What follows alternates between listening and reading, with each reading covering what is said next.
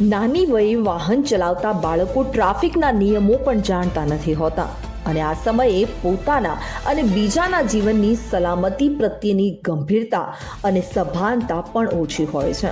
જેને લઈને બાળકોને લાયસન્સ 16 વર્ષની વય બાદ જ ઇસ્યુ કરાવવામાં આવતા હોય છે। તેમ છતાં વાલીઓ આવા બાળકોને વાહનની ચાવી આપી દેતા હોય છે, જેથી તે બાળકો ડ્રાઇવિંગ અને લાયસન્સ વિના વાહન ચલાવતા આ બાળકો માટે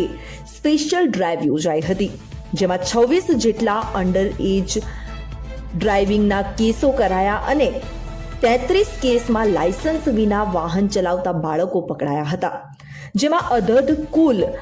2,33,000નો દંડ કરવામાં આવ્યો છે અને સાથે જ વાહનો ડિટેન કરી કાર્યવાહી હાથ ધરવામાં આવી છે,